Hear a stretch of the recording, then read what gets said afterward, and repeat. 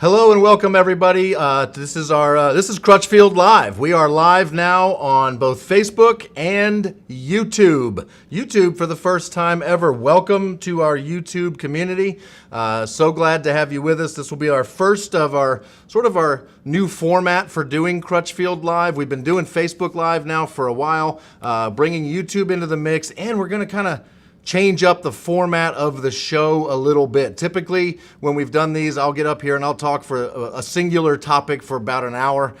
Instead, today, no topic is off limits. We're going to have multiple segments going on. We're going to talk about some car stuff. We're going to talk about some home stuff. We're going to talk about what's exciting and what's going on right now, especially new here at Crutchfield. I'm going to have some tech tips for you directly from our tech support department. I'm going to talk about some deals, some really good deals that are available right now and in stock. We've already got a customer that, or a viewer or a follower that has already submitted a question when we posted about this on YouTube a few days ago. I've got it right here, and I've got the answer for your question. Who asked that question? So I want you to know, in case you're watching, Omgar Nagpal asked a question about a Hyundai Santa Fe. We're going to answer here in a little bit. So what's new at Crutchfield? What's going on here at Crutchfield? Tech tips, deals, and more. So we would love to answer more of your questions. We'd love to get this feeling like a hangout a little bit. In fact, we've already got some people commenting. Ryan, you were in here and commenting before we even went live. Hello to Ryan. David Lewis says, hello all. Ryan, you're already back with a question. I just got in a car crash. Oh my gosh. And my system got completely destroyed. I don't know what I need to get because I'm not going to get the same vehicle. Well, whatever you end up getting, Ryan, we can certainly help you. I can tell you that's a thing we find ourselves doing when we start working at Crutchfield and we learn all there is to know about car stereo. When we go to buy our new cars, before we buy that new car, we go back to our computers and we look to see what's the deal with replacing the radio, replacing the speakers, adding amps, things like that. We want to know it's a factor in what cars we buy. And so you're not alone in that. Sorry to hear you had a car accident, Ryan. I hope everything is well. Hope nobody was injured. Jim Davis says, hi guys. Ship date on the new Sony ES receiver. Way to spoil the lead a little bit. That's this guy right here. We will be talking about that. We do not have a ship date yet. I'll just tell you right now, we don't know. We have them on order. Sony's very excited. We're very excited. That's why it's here. But we do not have a date yet. I would say there is a way to figure that out on our website where you can kind of set it up to alert you on products. So you can have our website email you when it comes in stock.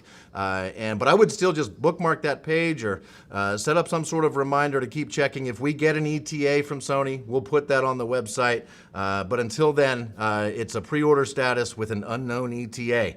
And we don't like that any more than you do, but that is the case with this very exciting new receiver. Jim Davis says, I have a pre-order in on the Sony ES floating head unit. Very curious as to when. So there, hopefully that answers your question, Jim. I wish I had more for you. On Facebook, Ron from Idaho says, good morning. I'm sure it's morning there in Idaho. It's afternoon here in Virginia, but good morning, Ron. Chris says hi and has a question already. Oh, this is fantastic.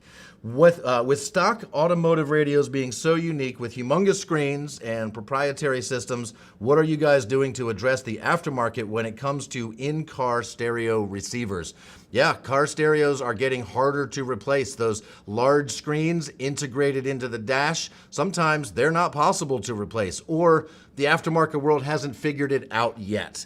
Guarantee you there are companies like Metra, Scosh, iDataLink looking for ways to take that factory big screen out and put a new one in. It's kind of what they do. And for a lot of cars, they have it figured out. And for a lot of newer cars, either they'll get it figured out or they'll determine it's just not possible. In which case, we look at other things that we can do in those cars, like replace the speakers, add amplifiers and subwoofers to make them at least sound better. Usually when the car has that factory large screen, it's usually because it's pretty cool. There's some good stuff in there, probably Apple CarPlay and Android Auto, maybe some GPS and a backup camera.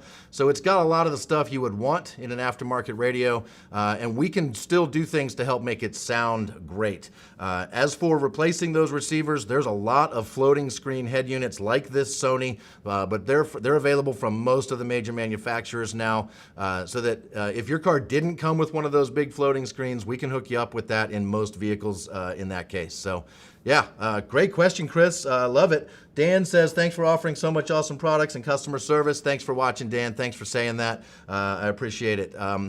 So we're gonna get into some Sony stuff right off the top here. That's where we're gonna start. We're gonna start actually in this world, talking about Mobile ES speakers. And to do that, I'd like to bring in a special guest. Matt, you want to come on in here and join me? Matt Freeman is one of our writers. Oh, I said your last name. That's not super secret, is it? It's printed in the catalog all the time. Oh, your name is there? Cool. Not everybody wants their full name in the catalog these days. It's fine. So. I'm a known commodity. Yeah, me too. Once you're a public figure like this, it's hard to avoid. I'm going to address that here in a little bit. Right, very good. So Mobile ES, let's talk about that as a concept before we get into the specific products. Sure. So I got to say, I was thrilled when I found out a few months back that Sony was relaunching the Mobile ES line. Yeah. I mean, Mobile ES is just sort of a legendary name in car audio.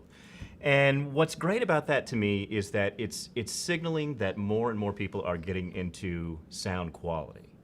And high-end sound quality. Yeah. I mean, we have plenty of good brands that are tailored for audiophile quality in the car, but they can tend to be appealing to a niche audience. You know, people who are really into it. Right. Sony is a household name. Yeah. Everybody knows who Sony is. So for Sony to get really to put some major focus back on high-end sound quality is just a really exciting thing, because for all its challenges, the car environment is actually, when you get the right gear in it, it's a great place to listen to music. It's intimate. You can get the staging just right. You can get the height of the soundstage just right. Yeah. And it's fun. It's just a great place to listen, even if you're not driving. There are times where it's nice just to sit in the car, in the driveway, and just wait for a song to end and maybe the next one to begin. So I have done that. Absolutely have done that. My car is one of my favorite places to listen to music. Absolutely. Because you got to do something while you're driving, right? Right, exactly. I have a Mobile ES story. When I started in June of 1996, we did not have Sony ES, Mobile ES at that time. Right. It launched somewhere around 1998, and I could not have been more excited. I took a radio out of my car. I'm not going to tell you what brand I had in there before, but I took a pretty good stereo out of my car and replaced it with a Sony CDXC 760 or 780. It's been 25, 23 years. But it had higher signal-to-noise ratio. It was more elegant. It had a 2-year warranty, and it was better in every way. And so I have had nothing but love for the concept of Sony Mobile ES, that elevated standard. It's their best stuff, and they've really done some nice job with these speakers. I got to hear these in our car. We have a listening room in the lab. Did you set those up? I helped set them up. Yeah? What did you think when you heard them? They are so warm. They're so accurate. What's cool is you can sort of feel it before you even plug them in, before you even listen. The cones themselves, they are an aramid fiber, mica reinforced. They feel like paper. And I mean that in a good way, because traditional paper cones can be very warm and very inviting, and play with just really nice accuracy. But because these are synthetic fiber and they're reinforced by mica, you know they're going to be very rigid and they're going to last a long time. Yep. But yeah, the key to these things, it really is, it's the detail that you hear and the warmth that you get from them. I mean, it's just a nice, intimate, gorgeous experience listening to the setup we had in the car listening room, I was playing Tidal on my phone through a receiver that wasn't even technically a high-res receiver powering these speakers. And I mean, I could not believe the difference it made, and they were fantastic. And I've heard lots of great speakers. These really did come to life. They're available in most of the sizes, right? The one you were just holding up, I believe that's the 6.5 or the 6x8. That's correct. Right, the XS680ES. That's correct. And we've got some B-roll showing now, some beauty shots of these speakers because they absolutely look gorgeous. In addition, what about this? What about this subwoofer? Oh, this subwoofer may not look it, but it is a monster. Again, it's got the synthetic cone. It's got a honeycomb core to it. You can actually see it from behind. I don't know if anybody can see that on camera. Hold it right there. Let them get a zoom in on that shot. You can actually see the honeycomb pattern, and that just reinforces the rigidity. It's got a notched surround, which helps with the linear movement and to keep it nice and accurate. But what makes this extra special, you know, it doesn't look huge. It's not overwhelmingly heavy. But this guy handles 500 watts RMS. Nice. Not peak. Yeah. RMS. So you can feed it some juice. The binding posts will take up to 10 gauge speaker wire. So it's 10 gauge. 10 gauge. So That's larger than you need most of the time, but yes, it is. I mean, 10 gauge feels great. But, yeah, I mean, but that's they good built solid it speaker wire. Exactly. But they built it for both accuracy and good solid bass reproduction and intense power. So you can rattle your fillings with this thing, and you can enjoy it at lower volumes where, you know, it just brings the sound completely into focus. Absolutely. We've got some comments coming in. David Lewis says, Crutchfield is the best place to order from. Lifetime tech support, and he talked to a real person. Cool. Very impressive. That's great. He goes on to say, you got to love Sony from home theater to some of the best TVs and car audio. So a Sony fan is in the audience, and we couldn't agree with you more, David. Yeah, absolutely. Absolutely. So what do you think about this new head unit here?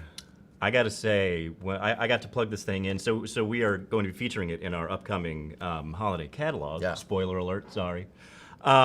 So when it arrived and I plugged it in for the first time, you know, I have seen quite a few in-dash touchscreens. I have never seen one quite as beautiful as this one. Yeah. I mean, it's bright, it's vibrant, it's got good off-axis viewing. They do a thing where they actually bond the LCD to the touch panel. Yes. So you get a better viewing angle. You don't get as much of the washout you see in some, so it's good for quick at-a-glance vision in the car, which is good.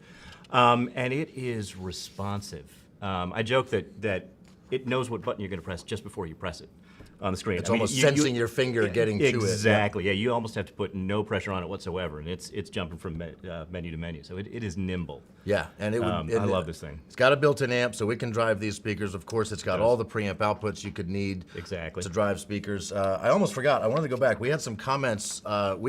We've already made videos on these speakers, like product spotlight videos. They live on the product pages on our website. They're also on YouTube, where we can get comments. And we actually had some people comment and have asked some questions on the Sony Mobile ES speakers. So let's see.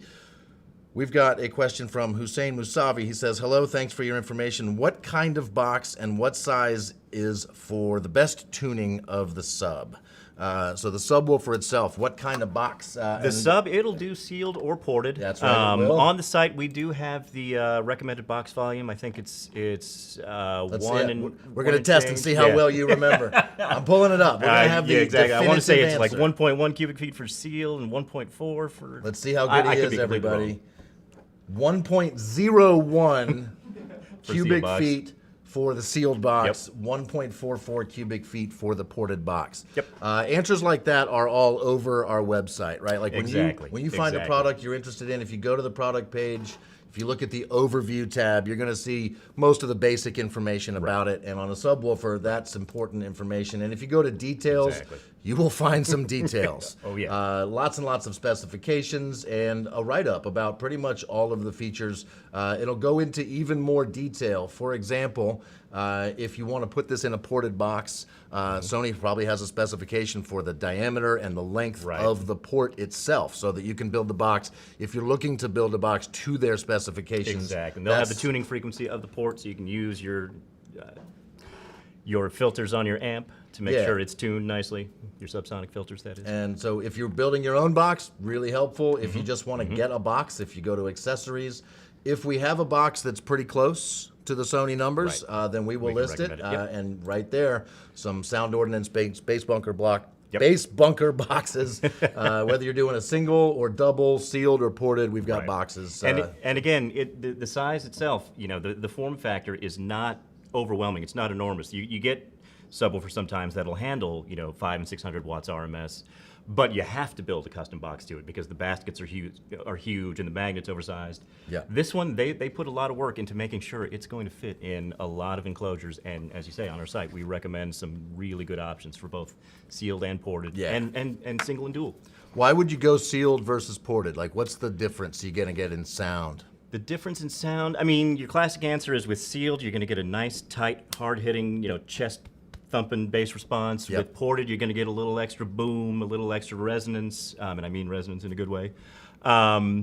again, you could dial in a ported box, so it's nice and tight. Also, there's also a difference in efficiency. Exactly. Right? With a sealed box, you're going to need an amp that really puts out some juice. The suspension of the air pushing behind it in the sealed box really means that you need some good power to it. And a ported box, you need slightly less power because there's airflow and a little less resistance to the movement of the woofer cover. Yeah, good. Couple comments coming in. Specifically, let's see here. We've got, is there a person on your channel? This is from Flip Kresowicz. I don't know if I'm saying that right or if I just butchered it. I'm sorry if I did, Flip, but, or is it Philip? There we go. Is there a series on your channel where the car audio installation is mounted? I mean a full project using a popular vehicle model as an example. As a person who has helped create some interesting articles and does a lot of installations in vehicles, what do you think? Do we have something like that already where we've done a full install and done an article on that? We've done a few. It's been a while since we've done a full, a huge installation with multiple components. We did one a few years ago in a Ford F-150 where we did it in stages, and we actually measured the audio benefits at each stage. It was called our car audio proving ground. It was a great article. Probably worth revisiting. So now you can certainly find a wide range of vehicles that we've done installations in and done articles for.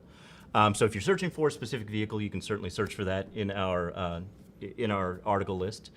And for a lot of the more popular vehicles, I've seen this, and maybe you can tell me a vehicle to look up. I can pull it up here. But we do like a whole article on what it's like to install into that vehicle. That's something really cool. It's more than just the master sheet instructions that we put together. It's more than just our research file with pictures. It's actually somebody's thought and looked through to see, all right, here's the deal with replacing the radio and replacing the speakers and stuff. Exactly. And that's something you can find. If you enter your car into our website, if we've got one of those, it'll pop up. You can't miss it. Exactly. And we often have customers submit their projects also. Yeah, we car showrooms. In our car showroom. So yeah, that's great. That's awesome. I need to get back to some questions. Thank you. It was Philip. I did butcher that. Apologies, Philip. Which speakers? Ooh, this one you might be able to answer this. Which speakers sound more alive? Focal Flax Evo or Sony ES series? Oh my gosh. You've probably heard both of these. Yeah, exactly. Maybe not in the same room at the same time. Right. So is it ribeye or New York strip? I don't know. I mean, they're both aged the right way. They're both seasoned the right way. The political answer is you're not going to go wrong with either one. There is much like the Sony Mobile ES with the Focal Flax, there is such a warmth to it. It's a unique fiber, it's a unique design, and they sound spectacular. They really do. So, boy, to be honest, and I know this is sort of sounds like I'm waffling, but you're not going to go wrong with either one by any stretch of the imagination. So it really comes down to what sounds best to your ear between these two. But I think if you chose one over the other, you're not going to be disappointed either way. I hope that answers your question, Mark. I see that you asked it 3 times and then asked, why haven't we answered your question? Please, thank you for your patience and hope letting us get to it. We just wanted to keep you watching longer. It's all. It's a sneaky little trick we did. But no, seriously, we just wanted to, it's a lot to keep up with, and I appreciate your patience, Mark. Much appreciated. And David, you were very assuring to Mark. They will, Mark. So David's right there with us. Appreciate it. We did get another question from Jolly Green. Please look into upgrading audio for the Ford Maverick. Oh, I can't wait to get my hands on one of those things. Yeah? It's going to be a huge seller. There's massive interest. You know about this one, right? I don't think, I mean, no. So yeah, so what's for a those who Ford don't know, Maverick? so the Ford Maverick is their... I'm more of a Bronco guy. So the Ford Maverick is going to be their newest line of pickups. Two-wheel drive, meant for in-town, like kind of replacing the old Ranger. Exactly. That smaller and it's side. got a I hybrid did hear motor. about that. It's going to be. They claim it's going to get 40 miles to the gallon in town. 4-door. So yeah, and the price tag on it, I think the entry is $19,000. Oh. For these things. Yeah. They're going to sell very well. So I really can't wait to get our hands on one of those, and that might be our next full vehicle upgrade project. once we can get our hands on one and research what we can do. That's going to be a popular one, I Yep, would think. Yeah, absolutely, it's, absolutely. So anything we can do to understand what can be done in one of these things, I think we're going to do. So yeah, hopefully it's not one of those integrated dashes that are hard to hard to replace say. anything with. I haven't seen much. I haven't done a ton of research, but I haven't seen much yet on what kind of entertainment package it's going to have. I'm sure it'll have a touchscreen of some kind, but you know, as you mentioned earlier, even if you can't replace the stereo, we've got amplifiers and speakers and subwoofers and line output converters and digital signal processors that are going to go a long way to helping get that sound back up to standards of our customers. We have another question from Facebook. Jeff asks, I have two cars, both with what I assume are double DIN, but they both look like different sizes. Are DIN sizes standardized? They are. Single DIN is going to be a 2-inch tall chassis. Double DIN is going to be a 4-inch tall chassis. That was longer. That was way taller. Yeah, than 4 sorry, inches. right. Yeah. I'm all over the place. But that is a standard size. 7 inches wide, 2 inches tall. That's your Exactly. standard single DIN. We've seen that in cars forever. We have. Double DIN sort of have taken over in the last 20 years. That's 4 inches correct. tall.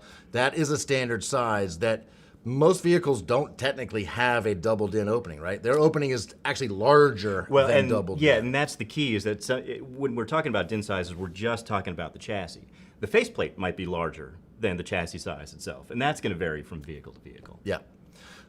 So yeah, they're standardized, and the way we make them fit into vehicles is with various installation kits. That's what our our vehicle research team does, and we're always looking for kits to fit them into cars. If your car's older, you might only have single DIN as an option. If your car's newer, you probably can do either single or double DIN. And so what your car has in it now from the factory might be one of those two sizes or something completely different. Exactly. We got another question here. This is a good one. Do you guys remember 4x10s? This is from Chris on Facebook. Oddly enough, we've been working on a project with some of our tech support guys, and just this week on Wednesday we were talking about oddball sizes, and the 4x10 speaker size came up. I am not kidding. So yeah, we remember them very well, and I think we still have a couple, right? We do indeed. They're on the screen now for your viewers at home. Yep. There's a couple cars that have these. One that always comes to mind for me is the Pontiac Fiero. That car all it had room for. That's it. So Kicker's got some KS series 4x10s. Those are great speakers. Kicker KS. Yep. This is a size nobody likes, and if anybody's going to make a 4x10 sound okay, it's going to be Kicker, maybe retro sound. This one is for some classic cars. A lot of older vehicles had a 4x10 mono speaker in the center of the dash, like old Chevy pickups. Exactly. And for a long time, the only way to do anything with replacing the radio and replacing the speaker and get some sort of semblance of stereo was to put like 2 3.5s, right, where the 4x10 used to be. Retro no Sound bass. Makes a stereo input speaker so that you can actually put one full-size 4x10. It's got 2 tweeters left and right, so you can still get stereo music. Kenwood has you covered. Retro Sound has some just regular 4x10s, not without the stereo input. Wow, this list is longer than I thought it was going to be. Memphis Audio, Retro Sound's got another one, and then there's some speaker baffles. So there's about 4 or 5 choices, and if you have a car with a 4x10, yeah, we've got you covered. We still need to obviously check to see if they're going to fit with the depth and the mounting height. We have all those measurements, so you might contact one of our advisors. They can help you determine, or just put it in our website, and it'll show you whether or not they fit. So. Man, this is great stuff. He actually went on to say, does anyone make them anymore? My 85 Chevy Citation, that's the car, if I remember correctly, with the sideways radio. It's about a single DIN size, but it's like mounted vertically. My 85 Chevy Citation 2 had those in the rear, and I don't mean those auto parts store speakers hanging on the shelf. LOL. Amen to that, Chris. Kicker will take care of you in this application. There are real speakers as an option for you, Chris, in the Citation. Man, the fact that that's still running and you're still driving it, that is awesome. A couple more quick comments earlier from the YouTube videos. I just wanted to get to this one because it cracked me up. Somebody commented on the YouTube video, "What is your real name, JR?" And then another person answered it for them. Goblin Freak said, his real name is Jennifer Renee, just joking. How did you get it right on the first try? I don't know. So my real name is Adam Stoffel. And there we are. My mom's going to be thrilled that you asked that question. She does not like that I call myself JR now. It's a made-up nickname that I came up with 25 years ago when I started at work, and it's just sort of worked. So sure. It's easy for us to remember. Yeah, exactly. Robbie Lex says, Sony ES was always my dream equipment. And here's our transition from talking mostly speakers to really diving into this radio. Goblin Freak, the same guy who thought my name was Jennifer Renee, he said, he starts off with a comment about his spinal cord. I don't know if he was in an accident. He says, wish that my spinal cord would heal. But then he goes on to say, and then when these parts come out, snag the Coax ES speakers, the XS160 ESs, for my front and rear doors, and then snag the 10-inch sub, maybe two, and put them in a sealed enclosure in the trunk of my Mirage. I would love this system. Oh, yeah. I'm right there with you. I think that would sound great. Absolutely. The only downside would be lack of new head units.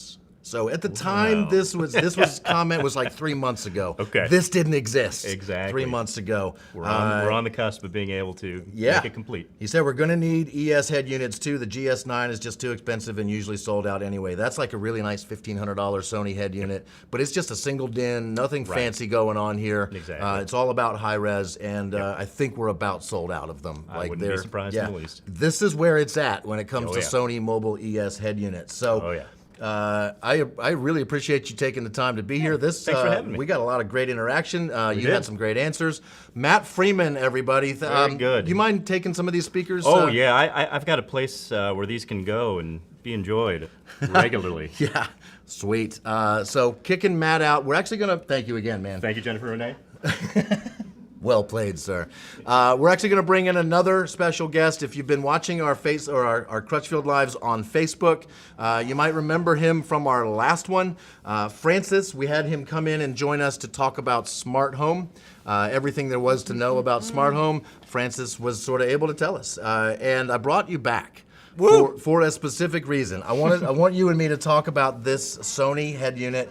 This is the XAV-9500ES, Mobile ES. Sweet. You weren't here when we first had Mobile ES. No, I was not here. Nope. So you have no memory of it. Were you even born then? I might have not been born. I'm familiar with the ES line specifically for home audio. Yeah. So I've seen a lot of those. It's at the 1100 ES, the Blu-ray player. Messed around with that. That was incredible. Also weighed 10 times more than it should have. And I kind of got the idea that ES was about taking everything and putting it to 11. Elevated standard. Absolutely. That's what ES stands for. They do it in home.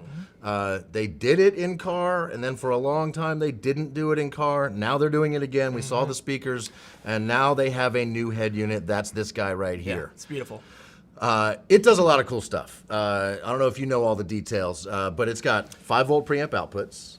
It's got an 8-band parametric EQ. You can tweak the crap out of the sound here. 14-band straight across the board EQ, and then you can go parametric on all the channels. So the tweakability is crazy. I think you're probably the type of person that would enjoy tweaking the sound. Absolutely. And really fine-tuning it. Yeah, and not to have to use a DSP too on the other side of it is truly a money saver at the end of the day. And you get to do all of that control on this beautiful touchscreen. It's a 10.1-inch capacitive touchscreen. It looks beautiful. It does LDAC, which is like a high-res Bluetooth streaming if you have an LDAC-compatible device. I think that's Sony's format too, which helps. Yep, high-res stuff. It's compatible with the iDataLink Maestro, which is a very fancy OEM integration adapter to make it work with modern cars and keep all these factory features, keep it working with the stereo, so you'll get on-screen display, you'll be able to control your heating and air conditioning from the radio in certain cars, things like that. Without that Maestro compatibility, it'd be limited in what all you could do. Sure. I did my first Maestro install on my sister-in-law's CRV and was literally blown away. She had a base model, and so I wasn't expecting much to come through, but door open warnings came through. We had all the gauges that you could ever possibly imagine for anything that was literally a finger touch away. So absolutely incredible. The Maestro solution has been very critical for a lot of the newer vehicles and retaining those features. Because you can't do it with everything. Nope. Loving this Sony. I will say just right off the bat, and this was brought up earlier, It's not in stock. Not in stock yet. We have pre-ordered as many as we can possibly get from Sony. We don't even know how many that's going to be yet or when exactly they're going to be here. So I know I'm hyping you guys up on something you can't buy yet, and I apologize for that, but it's just too exciting not to talk about it in this Crutchfield Live. So the reason I wanted you here, I wanted to sort of show off how it deals with your phone. Right? This actually has, we've all seen radios for years now that have CarPlay and Android Auto. And they started off, that was a wired connection. You take your phone cord, you plug it into your radio, and it displays on the face of your radio. The screens have gotten bigger, that's looking cooler. And after a few years, they made it something you could do wirelessly. Yep. Right? So you didn't even have to plug your phone in. So for short trips to the store, if your commute isn't that long, you might not want to always charge your phone while you're driving. You could go wireless CarPlay, wireless Android Auto. For long trips, you probably do want to plug it in just because you want to keep your phone charged. Sure, yep. This is different, completely wireless. Completely wireless. Yeah, I think the Apple CarPlay Android Auto thing, back when they weren't wireless, we'd have that conversation with customers. You mean I have to plug it in? You know, and, right. And it was easy to say, to be fair, you know, well, you're going to want your phone to be charged anyway, but the reality is nobody really wanted to take their phone out of their pocket. I still don't every time I get in the car. Either you're leaving it in your pocket, or cars some cars come with, and you can install wireless chargers, right? So plugging your phone in, gosh, that's so 3 or 4 years ago, right? And so you don't have to. There is a USB-C plug right here on the back of the radio. All it does is charge. It does make it so if you wanted to play music from like a USB memory device, like something like that, you could do that through the USB. It comes with we actually did a video on this product recently, just a couple days ago. It's actually still in production. We're editing it. We're putting it all together. There'll be a full-on video where I show you my phone connected to it with Apple CarPlay. In fact, I think that's what we've got going on right now. So this CarPlay logo is, I'm gonna put this right there. I'm gonna turn it your way here in a minute, because that's why I brought you here. But first I want to show off, this is the logo that appears. My phone is paired to this radio completely wirelessly. So when I hit this, you are now looking at what's coming from my phone. This is the mapping stuff. This is kind of the home screen. You can see I can do some voice stuff to control it. This is a podcast I was listening to before we started this live. This is maps. I can go to Spotify. I can go back to the home screen. I can listen to audiobooks, Apple Maps, Google Maps, podcasts. I can do voiced texting, so I'm not typing on my phone while I'm driving anymore. It's made me a much safer driver. I bet. Same here. Yeah, make and receive phone calls, voice control. This is software designed by Apple. It's CarPlay. It's awesome. Android has something very similar. Yep. And you are an Android person. I am. I'm one of the few here That's at Crutchfield. why you're here. We looked high and low, and right. We found you. So we're going to demo a couple things. And first off, we're going to switch it. We're going to do that first. I'm going to see if this works. We did this a couple times before we went live. Let's see if it still works smoothly here. I'm going to settings, device connection. You can have multiple phones sort of paired up to the stereo. Very important. I mean, there's so many customers that drive with their spouse, best friend, etc., kids that want to connect their phones and go back and forth. And the ability to not have to completely disconnect everything or plug in the device as you're switching with them is incredibly convenient. Success. We are switched over. Well, I'm now looking at your mapping software. Sweet. This is, I assume, Google Maps, yes, right? Yes, a little bit better. I'm going to turn it so that you can control it. You guys cool with this over there? Yep. We're going to go like Still that. working? Can you see Sweet. what's going on there? Yeah. Can you guys see it on camera? And it looks like it's trying to... We'll let the production guys let me know if we need to adjust angles for glare or anything like that. How are we looking, guys? Yeah, cool. Sweet. So... talk to us about using Android Auto as opposed to CarPlay, because I have no experience with that. Yeah, sure. So they're pretty similar, to be fair. I think we were talking earlier, right before we went live here, and Apple to this point has a slightly better, we'll call it home screen. There's probably a better name for it, an Apple name, right, for it. But the actual app screen here is very similar. If you're an Android user, this is your app drawer. So not every app for my phone is going to be compatible, just like every app on JR's phone is also not compatible with Apple CarPlay. Right. But the ones that are literally just show up right here. So all your music apps, I shouldn't say all, the vast majority of them will work. So Spotify, I personally use Qobuz for streaming in the car, which is awesome.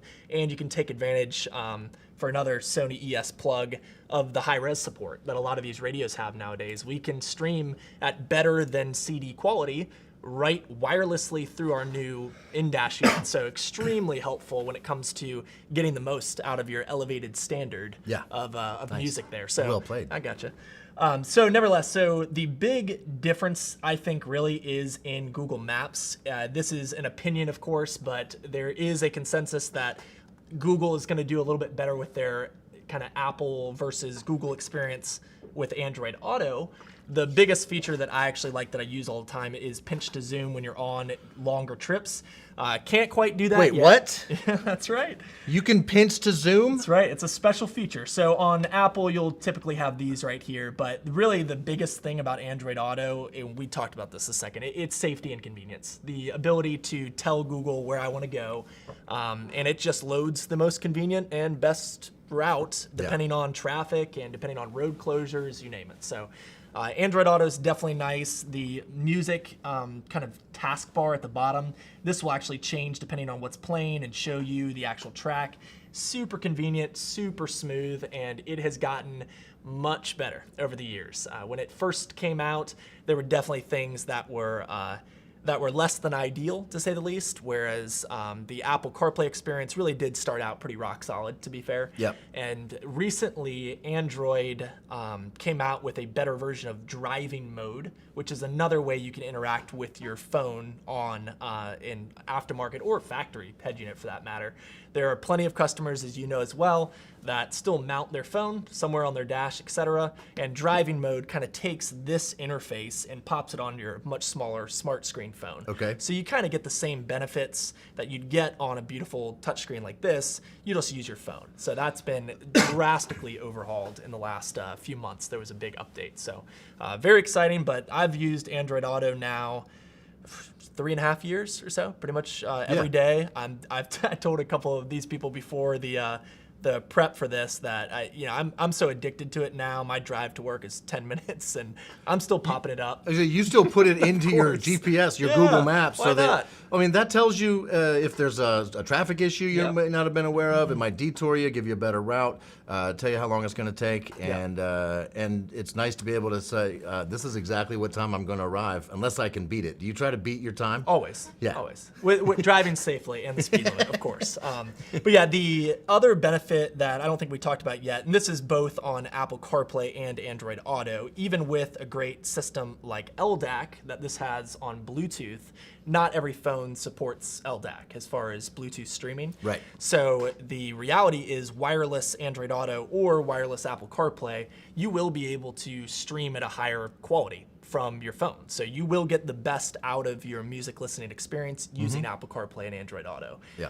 Whereas before, where you had to plug it in, most people would end up using Bluetooth just to stream because they didn't have to. Yeah. Now you don't have to make that decision or compromise one way or another. And it's extremely nice, easy to use.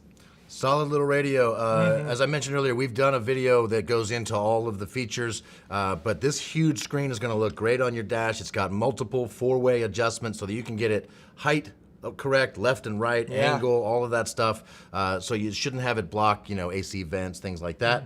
And you can get basically like an iPad on your screen or some huge screen. I think it just looks fantastic. There has been a couple comments coming in. Brian says, this is from Facebook, getting good equipment is not hard. Finding a great installer is the hard part. Yeah, great question. Or not really a question, but a comment. I would say, yeah, don't take that lightly. Get a good installer. Check their references. Make sure they actually do good work, and don't cheap out on a good installer. That being said, we've been around for a long time helping people do installations themselves. Correct. And if you're willing to give it a try, if you've got a nice, clean, dry place to work and a basic set of tools, and you talk with one of our advisors, we'll be sure to get you everything you need to complete the installation.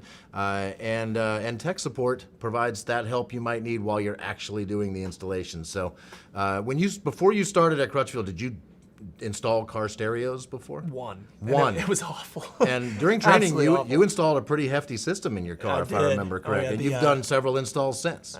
Quite a few. Yeah, the LeBaron, if you remember that. I do remember the convertible LeBaron with extra ventilation, if I remember correctly. Yeah, the top wasn't working the way it should have. Yeah, I actually bought the first car stereo for my girlfriend, now wife, and we installed it in her Accord. And I leaned on our tech support before I worked here, so it was, it went okay. I might have cut the factory harness before I called our tech support, so that was not recommended. But yeah, I've learned a lot working inside the company and also leaning on the resources that we offer on our website. That's really the best way you can learn about this stuff, is to take some time and read reviews and look through our product info, which is your biggest resource for figuring out, especially things like the actual size of this screen compared to your vehicle. You can go out there and measure it out, make sure it's not going to cover a vent, etc. Yeah. So yeah, it's we've had a couple successful installs since then. Good. I was kind of hoping there'd be a volume knob on it. There's no knob, but I will say these buttons are very easy to reach and touch and feel and find while you're driving. So home button here, volume up, down, track left and right, and this will activate your voice assistant. Sweet. Yeah, so pretty easy to control. Did you want to do something here on it? Yeah. So you want to see it? Yeah, and as far as the volume knobs and stuff, there are a few floating screens that we do sell that put them kind of at the bottom. Yeah. But you give up a little bit more screen to body ratio, I think is what we call that. So having them up on the top is definitely cool. But yeah, as far as any sort of Android Auto, Apple CarPlay thing, you can always exit out to get back to the normal menu. And just like before, where Apple CarPlay showed up, now it's seeing Android Auto. So. Yep. We did have a couple more comments. Jim Davis and David Lewis. So Jim Davis first. I still have a pair of Sony ES XM-2100G reference amplifiers. So that's going back from the year 2000 that I intend to use with this new head unit. Can't wait for my pre-order to arrive. So it'll have all the preamp outputs you could possibly need to use it with that amp, Jim. So that's awesome. Thanks for the comment. David Lewis says he liked Jim's comment, and then he said, does it have a optical output or input? Good question. The answer is no, it does not. USB Type-C, a backup camera input, 2 additional camera inputs, and a bunch of preamp outputs that are analog RCA preamp outputs. There are no optical digital ins or outs. It's not a very common thing to have in a car stereo. Correct, yep. And not necessary. I would agree. Yeah, I mean, there are some DSPs, I think JL's Tweak 88, something like that. I think you're right, yep. They do have RCA inputs and optical output, so if you still want to go into whatever processor you want to use, I know Audison is a company that kind of still likes to use the optical input, which is, no interference is kind of the argument there. Yeah. But yeah, there's still ways to interface with optical, but it's definitely not common. Not common at all. Cool. I'm going to kick you out of the studio here in a second, but when you can you pick up that little Crux adapter right there? Because I wanted to show off. We talked about wireless CarPlay for a second. I knocked this on the floor just a minute ago. If you don't have a radio that has wireless CarPlay, but you do have a radio that has wired CarPlay, so maybe that's your factory radio. It has a USB on the dash for wired CarPlay. You can plug your phone in. My Subaru has that. That's how I'm doing it with my factory stereo. Maybe you have an aftermarket radio, Kenwood, Pioneer, Sony, anything that has wired Apple CarPlay. There is an adapter that looks just like this. It's the simplest thing in the world. You plug this into the USB input on that radio that has wired CarPlay, and there's a USB jack on the other side, which you can use to plug your phone into if you want it to charge, that kind of thing. But all by itself, just plug it in and get your phone connected to this for CarPlay, and you now have wireless CarPlay in a radio that didn't come with it. It's a pretty sweet little adapter. We're seeing people, comments are looking great on this. It's a fun little product. It doesn't do wireless Android Auto. Not yet. We don't have one of those yet. That's why I didn't want to let you leave without mentioning That's that. Fair. It can do CarPlay. Francis, thank you so much for joining me today, for coming back and doing another live shoot, man. This is great. Thanks for having me. Absolutely.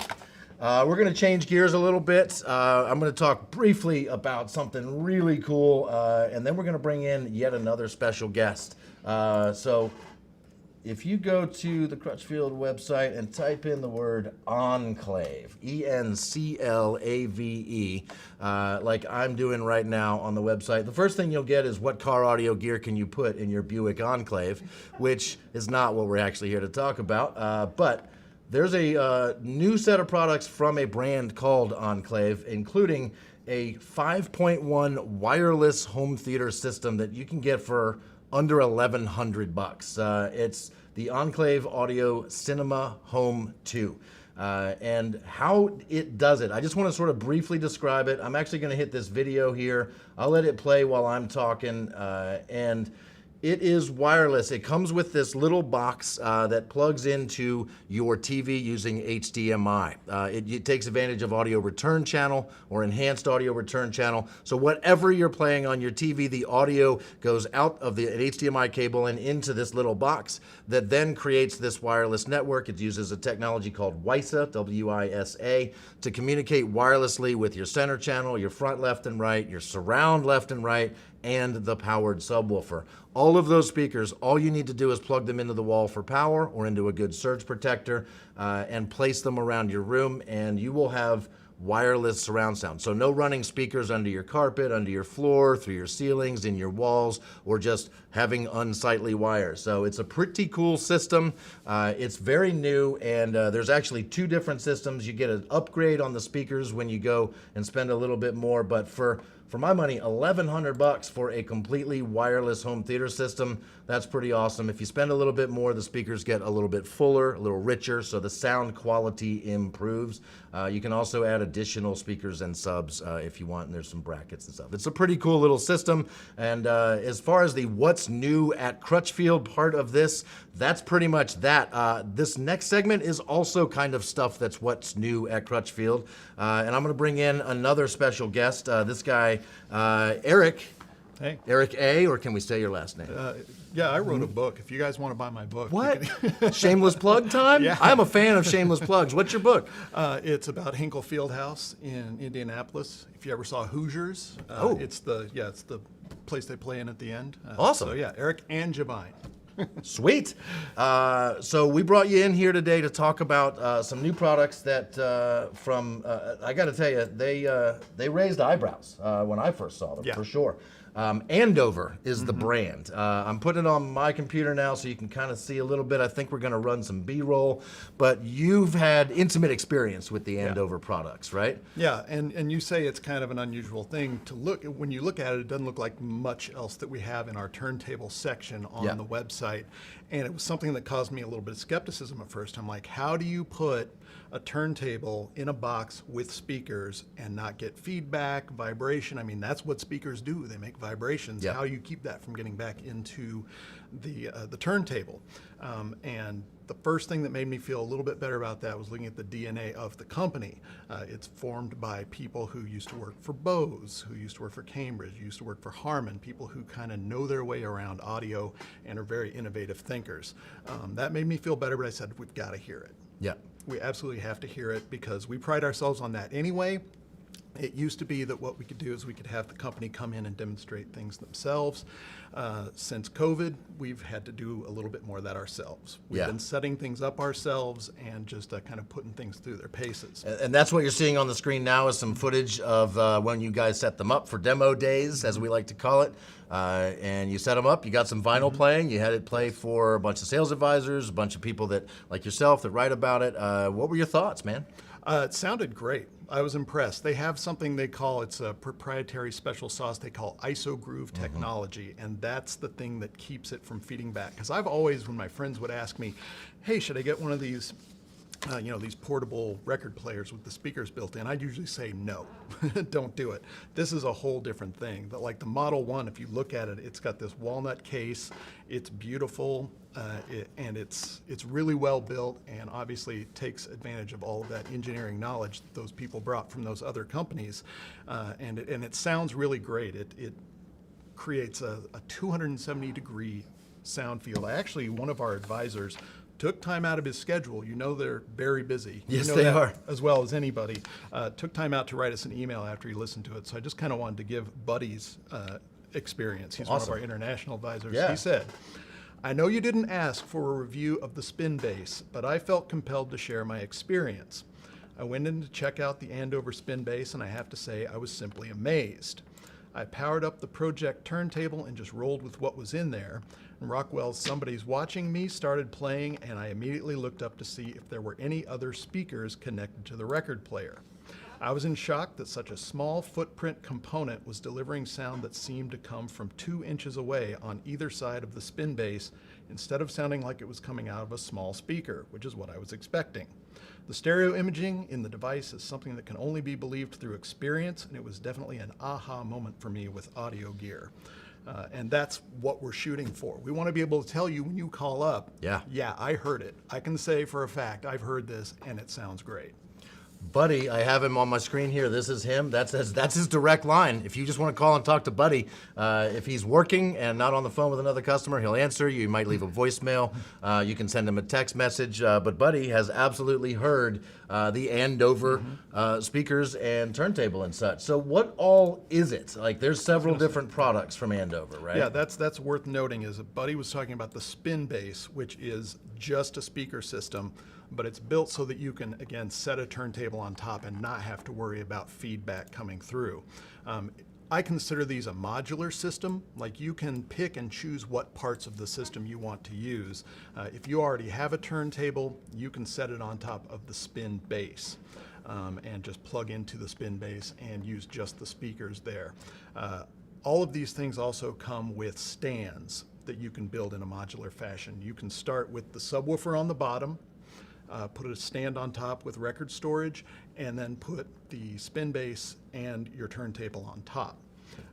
With the Model 1, it comes with beautiful walnut stands that you can choose. Again, you can choose to put the subwoofer down first and then stack the next stand on top of that, and then the Model 1 on top of that. That also kind of defies our experience in the past. Why would you put a subwoofer at the bottom of something? Yeah. Of your furniture? Again, they've used their engineering knowledge to make that work. So yeah, I was actually talking to Fred, our vendor rep that has been trying to convince us to sell these for a while, and he tells a nice story about taking these into a retail store, and they're like, "Yeah, no, not interested. It's not possible to put a speaker under a turntable and not have that vibration caused problems." But they let him hook it up. That was their mistake, and it sounded amazing. And they couldn't believe how good it sounded. They thought it was a set of floor standing speakers when it was just the SpinBase and a sub. And so we've had similar experiences like Buddy described. It's pretty, and it looks gorgeous. Yeah, it's really, the walnut finish is really pretty. I like that a lot. And the SpinBase, like that spin system, that's what they call the entire system, that comes in black or white, but the walnut is my pick for the Model 1. I love that. We've talked a little bit earlier about what you might make woofers out of. There's a million different materials you can make a woofer out of. And what they've done with the Model 1 is they've used aluminum, and then they have an AMT tweeter, which is the air motion transformer. And that's actually my favorite combination for listening to vinyl. ELAC uses it in some of their bookshelf speakers, so does Kanto, and it's one of those things where it's like, aluminum, that doesn't sound super flexible, but all I know is it sounds great. And the AMT tweeter is my favorite because it's very accurate and reveals a lot of detail. That's awesome. We've got a couple comments coming in, not necessarily about the Andover, but I'm going to keep you here while we answer them. One person said, thanks guys, the display looks very clean. That's from the Hen Dog. Thank you very much. We've been working on making this look good. Clumsy Stone says, a lot of stereo receivers seems to be out of stock. When can we expect new stock to arrive? Oh gosh. Yeah. Wouldn't we love to know? Yeah. As much as you want one stereo receiver to be in stock that you can purchase, we want every single one of them to be in stock so we can just have them available for purchase. We want nothing more. If you do a little Googling or listen to some news, you might hear some things about microchip shortages, shipping supply chains. I just heard that they're going to open up the port in LA to 24-hour work so they can start to get stuff in off those ships. But then we need all the trucks. I mean, there's a whole bunch of stuff sitting in the Pacific Ocean that we want in our warehouse pretty badly. And boy, it's going to be a great day when we really start to get that stuff in more. We're all struggling with worldwide logistics. It's bigger than any of us can deal with individually, that's for sure. Clumsy Stone went on to say, for a live stream, they don't connect with the audience. Ouch, Clumsy Stone. That one hurts, man. No, we're trying. This is a kind of a new format for us. We really do want to engage well. I'll take your feedback to heart and try to keep a closer eye on this to really make sure that we are addressing comments and questions. Are you trying to tell me there's people watching this? There's apparently people are watching this. How cool is that? Now I'm nervous. David said this is the first live stream on YouTube, and yeah, that's exactly right. We have not done YouTube before, so we hope to continue doing YouTube. So I think that's it on that. I'm gonna keep you here. I'm gonna ask a poll question, okay, and then I'm gonna let you go, and I'm gonna talk about some deals. But I've got a poll of the new products, the products we just talked about, and I'm including the Andover stuff because it's very new at Crutchfield. But of the new stuff at Crutchfield that we just covered, what has you the most excited? And you got 4 choices: the Sony Mobile ES speakers, the Sony Mobile ES XAV-9500 head unit, the Enclave wireless home theater. I know we didn't spend a lot of time there, but it's pretty cool. Or the new Andover products such as the Model 1 turntable. Well, having the benefit of watching you guys do it, this is pretty cool. Yeah. I haven't seen anything like this before. Pretty hard to beat that. That's my choice. Yeah. Awesome. Eric, thank you very much. Yeah. You can buy Eric's book. Where can they buy it? Anywhere books are sold? Yeah. Sweet. Amazon. Can we say that? No. Well, I guess you can say it. We don't sell books, so go buy your books. Thanks again for being here, Eric. It's been a pleasure having you in the studio. I want to answer a question that came in. We posted a couple days ago on our YouTube community page, and Omgar Nagpal, I hope I'm saying that right, asked the following question. I'm about to pick up my brand new Santa Fe plug-in hybrid by the end of the month. I assume that's a Hyundai Santa Fe. I assume it's a brand new one, like a 2021. As it is a hybrid, the company decided to put dumbass basic speakers instead of Harman Kardon that they do on their gas models. And can you please suggest some decent speakers with good bass? I was more inclined towards JBL GTO series while I am giving thoughts to Polk Audio and Infinity. Which ones do you recommend of these 3 brands? And should I consider Kicker?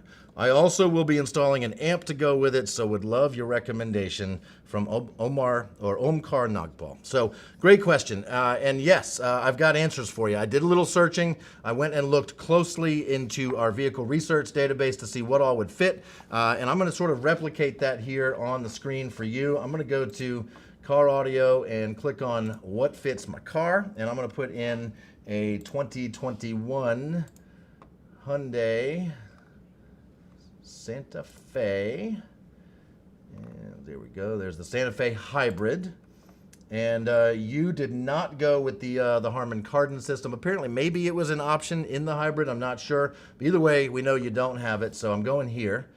And this is a very new vehicle, so our research is in. Our guys have gotten in the Santa Fe. They've taken pictures. We've got all that. We've got measurements galore. We know exactly what will fit. There is still more to do. We want to get those pictures on the website. We want to put together a car profile, show you what all you can do. We don't have all that in place yet, but we do have the installation stuff, the information that we need to fill out all of that information. But what I can tell you is this.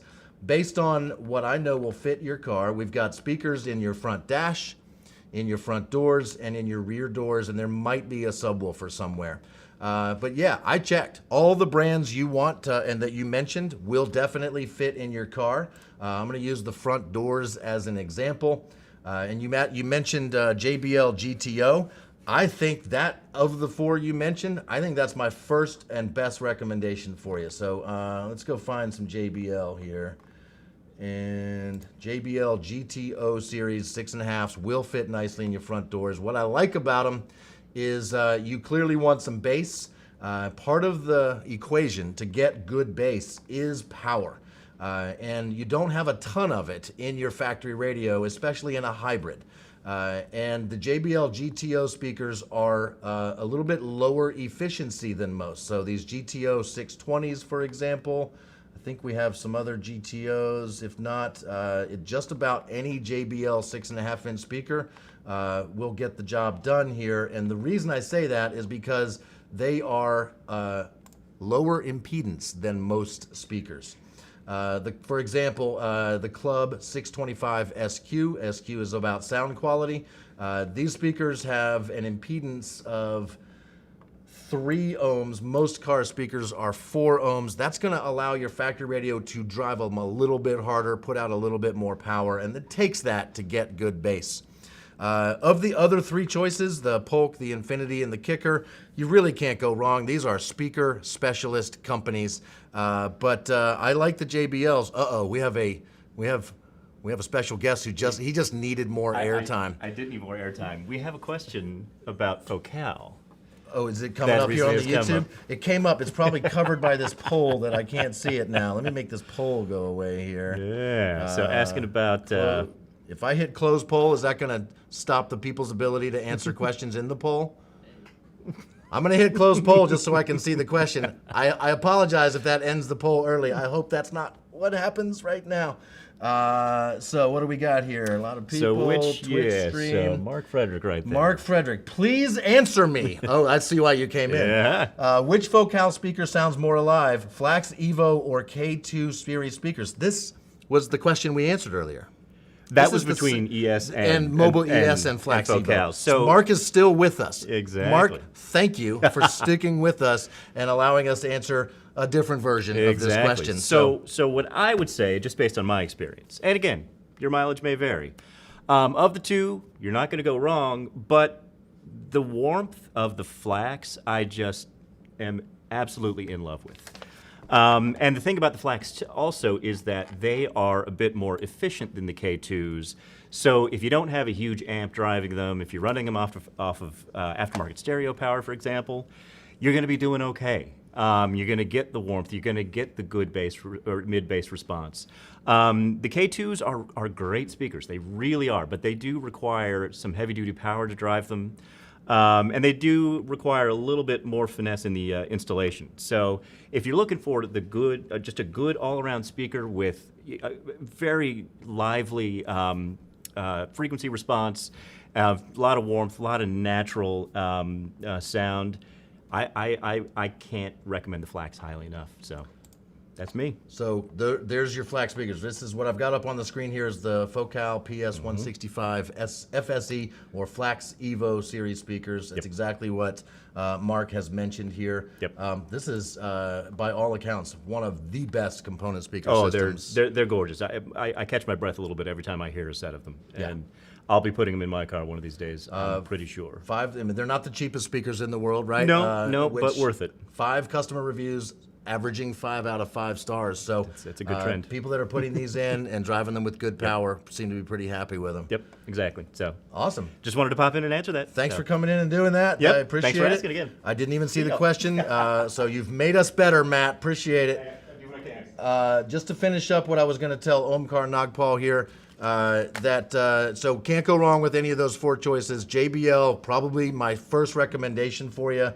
I would also say if you want to add bass and fix the bass problem in a car without changing everything, you might consider just adding like a powered subwoofer, an amplified subwoofer, an enclosure that maybe fits under your seat or in the rear of your car and provides that low end. And that might be an easier way to do that. You had mentioned in your question you were considering adding an amp. Whether you go with an amp or a powered sub, with it being a hybrid vehicle, please don't go crazy on the amp. You can't add a ton of power. An amp of about 350 watts of total power or less probably is going to be okay with a hybrid vehicle. Anything more than that, and you could cause technical issues. You might have problems with the battery charging system and the hybrid work in the way at all. The way those cars work, they can be touchy, so be careful there. So let's see what I've got. Mark, thank you. He says, thank you for coming back just to answer my question, sir. Matt, you are a hit. People love you. Mark loves you. Thank you again, Mark, for your question. David seems to be enjoying what we're doing. Super awesome. So, JR, thank you very much. All right. You guys want some deals? I'm pretty sure you probably want some deals. And what I want to show you is stuff that we've got that's in stock, and we got enough of them that we're confident to tell you that here in this live video. Of course, things change quickly when you start telling people these are in stock and on sale. So they might not be in stock long. Also, sale prices don't last forever. The prices that I'm going to tell you and show you on our website today are certainly good for today, but prices change all the time.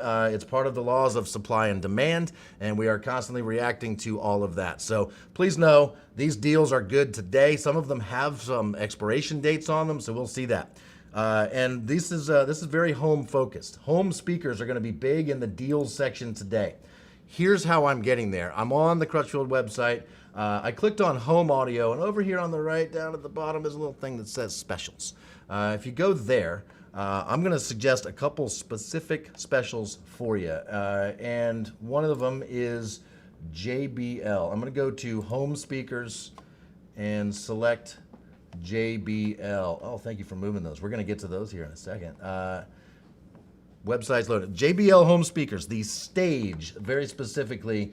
There is an incredible deal. We made a special purchase, and what we're seeing here come up is basically a complete lineup of home speakers. So powered subwoofer, center channel, a couple different center channels to choose from, some bookshelf speakers, another powered sub, several different models of floor standing speakers. And if you're paying close attention over on the right, you'll see a lot of these say special purchase.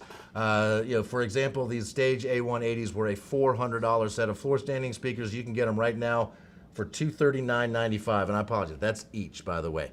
$239.95 each. In fact, I put together a system earlier. You could get the Stage A170s, a center channel, a powered sub, and a pair of the A120s in the back.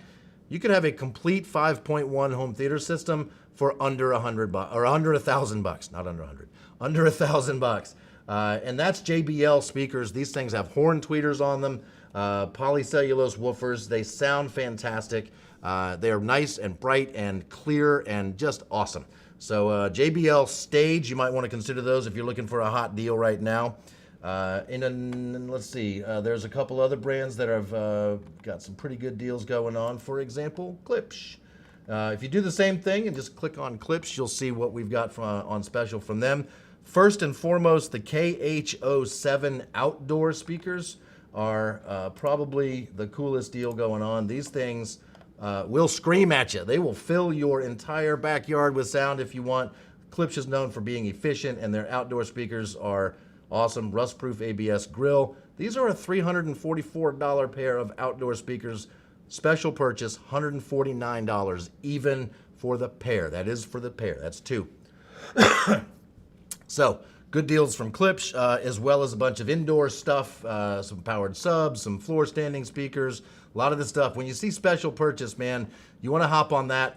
Inventory won't be around for long. It's usually like a closeout or something that we bought all we could of that we won't have forever. Once they're gone type of a thing. So JBL Stage and Klipsch, several different models from Klipsch. Also, Yamo. We've got some Yamo speakers that are a similar kind of a deal as a special purchase. If you click Yamo, and in case you were wondering, it is pronounced Yamo, not Jamo.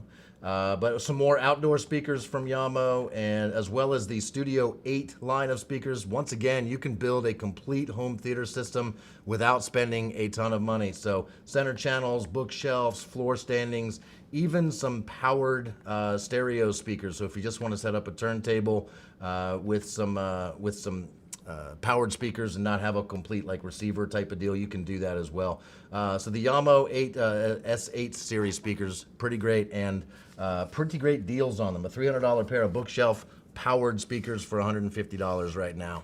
Last but not least, in the world of home speakers, in case you're wondering why are all these home speakers in stock, I thought everything was out of stock. They're in stock because they don't have microchips in them, right? I think that's probably got something to do with it, and we got a bunch of them in stock from here. So yeah, you can purchase these right now until they sell out. Definitive Technology is the next brand. A whole bunch of stuff from them on sale with a special purchase type of deal. And some of these actually have an expiration date. If I'm not mistaken, as we scroll through, we'll see that. Once again, outdoor speakers, center channels, home theater stuff. Let's see, we have some more comments. David Lewis still with us. Kicker subwoofer with a passive radiator. They work well. Agreed, David. David just goes on to say, just be loud. Is that your nickname for JBL? I've heard people say that before, but loud is awesome in my book. I'll take loud any day, and JBL knows how to do that for sure. Def Tech stuff here. You've got, man, a whole bunch of stuff on special purchase and sale prices. So, man, now's a good time to be looking for home speakers. Let's jump ship from home speakers and talk about tiny little home speakers that you put on your head, known as headphones. We got a bunch of different headphones on sale. I'll pull them up on the site here in a second, but I want to show off a pair we've got in studio with us today. This would be Sennheiser HD660Ss. There we go. Got some B-roll coming up of these so you can kind of see what I'm talking about. At least in the B-roll. This is these right here, right? Yeah, that's my finger. These are the Sennheiser HD660s. These are audiophile grade headphones. They are a crowd favorite here at Crutchfield. A lot of people's favorite headphones that we sell. Because of a couple reasons. Not only do they sound fantastic, they're one of the most comfortable of the great sounding headphones we sell. We did a bunch of comfort testing here at Crutchfield, and they were in the top 5 out of about 30 or 40 different sets of headphones. These were top 5 most comfortable headsets, and they are normally a $500 pair of headphones on sale right now for $399. We've got a bunch in stock at the moment, and we'd like to keep it that way, but we'd also like to sell them all. So how do you do both? I don't know. You go on Crutchfield Live and you tell everybody about it. That's what we're trying right now. So the HD660s are fantastic. There's some other headphones that are on sale from Sennheiser, and I'm going to do kind of the same thing. On the website here, if I go to headphones at the top, and then I click on specials. These will be all of the special offers we've got going on headphones right now.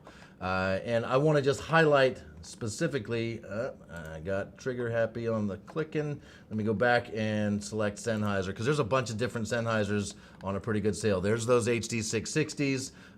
If you're looking for like an over-the-ear wireless Bluetooth set of headphones, these are normally a $200 set. The HD450 BTs on sale for $119. That one does have an end date of October 17th. Today's the 15th. You've got 2 days, 2 more days to get that sale price on those headphones. HD800s got a couple $100 off on these very high resolution audiophile headphones. If you're looking for something more like a true wireless, we've got some of those, $30 off right now. Basically, Sennheiser's got you covered for headphones, and we've got you covered with some sale prices going on right now. I see a question's coming in here from David on Facebook. What do you think of the Morel 6.5-inch speakers? If you like them, what model should I get with good bass? So now we're back into car audio. Let me go do a little quick search for Morel. And I think we probably got multiple options from them in the 6.5s. Yeah, we'll go right here. So Morel is an interesting brand. We've got, I've still got the Hyundai Santa Fe plugged in. I'm going to take that out just to make sure we're looking at all of the Morel 6.5-inch speakers. They come to us from Israel. I've gotten to see these and hear some of their new stuff at the CES show in Vegas a couple years in a row. Really, really cool stuff that they make.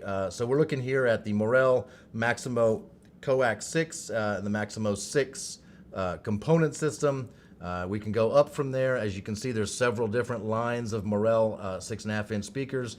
The Maximo Ultras, where you're getting a 1-inch soft dome tweeter. Paper woofers that sound excellent. They're treated paper, so they're also durable. Ultra 602s, Integra. I mean, quite a few to choose from. And as you can kind of see, the prices, there's some very affordable, reasonably priced. Like if you've never put new speakers in and you want to get started, they've got you covered. And if you're looking to go next level and really take this to a high-end audiophile level home or a car stereo system, Morel's got you covered there as well. And so you're saying, if you like them, what model should I go with for good bass? So there's a lot of factors there. It depends on how serious you are about doing this. Are you going to add amplifiers? Are you hoping to drive these speakers just off of your factory or maybe an aftermarket radio? if you are really serious about putting a high-end system in here, the Virtus is one of my favorites. They're fantastic. This is a 3-way component system, so a mid-range, a tweeter, and a woofer. If that's too rich for your blood, the Virtus 603 3-way component system, very similar, a little bit less expensive. If you're just getting started, though, if you want to sort of just see how they sound and whether or not you want, maybe you haven't made that decision to jump in with both feet, the Maximo Coax 6s are a great choice as well. So thank you for the question, David. I hope that helps. If you need immediate service, call and talk to one of our advisors. They are available every day, 7 days a week. They're not here on holidays. They're not here late at night, but they're here most of the time. And if you go to crutchfield.com/contact, if you just go to the top of the website, there's a number. You can call it, and you will be able to talk live with an advisor. If you want to chat, if you're at work and you're trying to pretend like you're working, you want to look busy at your computer, but you want to really just talk about stereos and speakers, do that. Your boss will think you're hard at work on an Excel spreadsheet, but you're really talking to Buddy or whoever else is available to talk to about speakers. So yeah, do that, and then you'll get a very specific recommendation for your car, for the music you listen to, how much power you're gonna have. That's kind of what we do. My job is to train those sales advisors, so let me know how they do, and I would love to get some feedback on that. We're gonna wrap this up with a few tech tips. We're not gonna spend a ton of time here, and if you have any last questions, this is kind of like last call for questions on YouTube. Are these the poll results? Is that what I'm seeing here? Is the poll still going? No, it's over. Yeah. Poll is done. So here's the results of the What's New at Crutchfield stuff that we just covered. What has you the most excited? Looks like the winner was this guy right here, the Sony Mobile ES XAV-9500ES. That makes a lot of sense to me. I'm pretty excited about it as well, with 37% of the vote. That wins. Tied for second place, the Sony Mobile ES speakers. We had them up here earlier. And the Enclave wireless home theater stuff. Both got 25%. And coming in at 12% of the vote, Andover Model 1 and the SpinDeck. That doesn't have most people excited. You might be thinking, you might have seen that and go, that's not possible. Can't sound good. You can't put a speaker under a turntable. We thought the same thing. We were wrong, and it really, really can sound great. So maybe give that a second chance. Cool. Just be loud. Yes. Did I miss Phono pre's or preamps? You didn't miss them, Sam online. We just didn't talk about them so far today. If you have a specific question about Phono preamps, now's your chance. We're going to be here for just a couple more minutes. If you have a question, I hopefully can get to it for you. But here's a couple tech tips. So as part of these Crutchfield Lives that we do, we want to include some tips from our tech support department. They hear from customers all the time doing installations, and we thought they might have some information that could be beneficial. Maybe you hear it before it ends up being a problem for you, or maybe you can prevent something. For example, we've talked to several customers who have, in the process of taking their car door apart, maybe to replace their speakers, you have to disconnect that panel where you have all those buttons that roll your windows up and down. And when you disconnect that on a lot of modern cars, well, I don't know if a lot, I don't have a number. I can tell you that sometimes on some cars, there is a reprogramming step that will be necessary to get those working again, right? Because the computer kind of controls everything in the car these days, and that's part of that is your windows. So your computer knows the windows are down or up, and when you unplug it, it loses that connection. You just need to reprogram it. Usually this is a quick process. Hit a couple buttons with the key on, with the key off, things like that. Usually you can Google it, and somebody has figured it out, and you can see a little quick video on how to reprogram your power window module in your car. So that's just a quick tip. Here's another one. Ground. When you are installing stuff in your car, the electrical system in your car, you need to ground stuff. Here's how that works. You've got, if you look at your battery, you've got a positive and a negative. The positive wire goes out to your fuse box and sends out wires to all of the things in your car that need electricity. Your windshield wipers, your stereo, your lights, your heater, your new amplifier, your subwoofer, whatever you've installed. The black connection, the negative on your battery, goes to the metal of your car. All of the metal of your car is connected to that negative battery terminal, and we call that ground.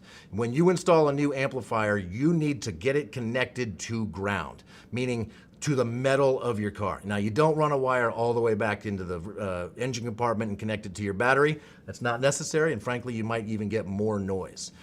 You want to connect it to the ground back there in near your amplifier. If you're in your trunk, if you're under a seat, you want to find an existing bolt if you can, or drill a hole and put a new bolt in. Either way, you want to be connected to the metal of your car. Bare metal, shiny metal, no paint on it. Getting good ground is really important. And our tech support folks talk to people all the time who have not gotten a good ground. And so they might get inconsistent performance that they can't explain. Their amp might just not turn on, even though they think they've done everything correct. But what they didn't do was get a good ground. So we have information about that online on our website. And if you have any issues, definitely give us a call. And tech support's available if you've bought anything from us. But good ground, really, really important in car audio and with anything electrical you're hooking up in your car. Last but not least, I didn't even tell the video guys about this, but props to them. They've recently put out some new videos on our YouTube channel specifically about how to install backup cameras in different types of cars. These videos have only been out for a couple weeks now. If you go to youtube.com/Crutchfield, you're probably there right now, and you can probably find those videos. So if you have any questions about installing backup cameras, hopefully we've got the answers so you can go into that job prepared. All right, I'm seeing some last minute questions coming in. Did I miss Phono Pre's? No, you didn't. We didn't talk about it, but you have a question. Best under $200, and then Dave said, do the big three. So here's what I'm gonna do. I mean, I don't have a prepared answer for that. We're just gonna go look and see what all do we have in the world of Phono Pre's. So home audio, audio components, turntables, and accessories. And we're gonna go down here to the Phono preamps section. Oh, this is me, dude. I wrote most of these. You wrote most of these? Gosh, we picked the right people to put in the background of our video today. So in addition to being our Andover specialist, you are our Phono preamp specialist. And so I'm gonna sort this list here. Let's do the price. Sort price low to high. So Phono preamps. First off, I'll bet there's people watching that have no idea what this is. Right. I'm going to explain what it is, and then you're going to talk about top three. Can you do that? I don't know. We might want to look there and let me pick. Okay. Yeah. Because I don't know if I have price points in my head. I don't know about under $200 is what Sam Online asked for. Do the big three is what Dave asked for. But a Phono preamp, its job is to take the very low voltage electrical signal coming off of that tiny little needle bouncing in the groove of the record. That needle bouncing makes electricity by moving a coil or a magnet. Just not very much. Just so little electricity that it has to be bumped up or stepped up. It needs more voltage. And that's what a Phono preamp does. It's why your home stereo has a Phono input, because it's different from all the other inputs. Like, this isn't a problem for CD players and things like that. Here, let's hold it up. Let's put it right out here. This is a Phono preamp. And it's an example of what we've got on the website. I'll go back to that here in a minute. It's pretty simple, pretty straightforward. Right on the back of it are your connections. So it's got a set of inputs. Right. That is the connection from your turntable to this box. Right. And the outputs take the then sort of stepped up signal, slightly amplified signal, and sends it on to your existing stereo stuff, your integrated amp, your stereo receiver, your home theater system, whatever you want to get your turntable plugged into. A Phono preamp, it's an important part of the process of making a record player sound good. And if you get a cheap one that doesn't do a good job, you're going to be hurting your sound quality. Right. And turntable enthusiasts have very strong opinions about Phono preamps and which ones are good, which ones are better. And I think that's why Dave is asking the question, Sam is asking the question. So, now that we all fully understand what Phono preamps do, best under $200 is the request. So I'm going to scroll through here. If we're going to pull the website back up, they started around $89 with the Project Phono Box, Music Hall Mini, Project Phono Box DC for moving coil cartridges and moving magnet. And it's nice that Project makes a lot of these that are under $200 because they make a lot of the turntables that we sell that don't have a built-in preamp. So they're kind of they're giving you the option to do that job. Oh, the Cambridge is good. I like the Cambridge. That's a good one. Nice. Cambridge Solo Phono preamplifier for moving magnet cartridges. The NAD for a couple bucks more for magnet and coil. One other quick detail, right? Yeah. the record player you're using either has a moving magnet cartridge or a moving coil cartridge. And they just work ever so slightly differently, and the moving coil cartridges produce a little bit less voltage. And so a Phono preamp needs to be either able to do a moving magnet or a moving coil or both. Right. And so if you want the flexibility to change your cartridge to a moving coil, you're going to want a Phono preamp that can handle If it you like think the in the NAD. future I might, buy a different turntable that has a moving, coil Yeah. cartridge, you might, if you want to be prepared for all the eventualities, you want to get one that does both. And that iFi Zen not only looks cool, but it works great as well. I think that one, doesn't that? Yeah, that does both, moving magnet and moving coil. So Correct. that's actually one of my favorites. So I'm glad that came in under $200. Just barely under $200. Yeah, iFi Zen. We sell quite a few of those. I think those are very popular. It looks like it's in stock at the moment too, so nice. So we have now gone past $200. So what do you think? Is if we do the top three? Yeah. iFi Zen making your top Do that. three? Yeah. See, one of the projects. You which one mentioned did we- you mentioned the Cambridge Solo earlier. Yeah, I dig that. And then one of the projects. yeah, that's the one we have here, the Phono Box DC, right? That's a great one, and it's pretty small. Like that's a nice form factor if you want to kind of hide it between your turntable and the rest of your system. Oh, you nailed it. Sam came back and said, I have an iFi Zen DAC. So iFi is a pretty cool brand. They make some interesting looking products that do things that no other products do. And the iFi Phono preamp is fantastic as well. Yeah. Good stuff, man. Thank you for hanging out. Yeah. You gonna help me close this out? Sure. Don't go anywhere. We're gonna right. close this out. I think that's about it. I don't see any more questions coming in from Facebook. YouTube is done. Thank you so much to all of you who have been watching this entire time, asking some questions. This has been a lot of fun for me and very interactive. That's kind of what we were hoping for. Welcome everybody on YouTube. Thanks for following our YouTube channel. Please like if you haven't already, subscribe, turn notifications on. We will be doing these Crutchfield Live videos on YouTube for the foreseeable future. We're going to try to get on to a regular schedule. We're still working out some kinks, but that's the plan, and we're very excited about it. And thank you guys for sticking with us and all the way to the end. We've been doing this now for an hour and a half. Wow. Time flies when you are live on YouTube. Yeah. And talking to really fun people. So thanks to Eric, thanks to Francis, thanks to Matt for joining, thanks to all the crew in the background for all the support making all this stuff work, and thanks to Alexis for feeding us comments from Facebook. It's been great. I'm JR, training manager here at Crutchfield, and we're signing off. Thank you so much for watching. Have a a lot. wonderful weekend.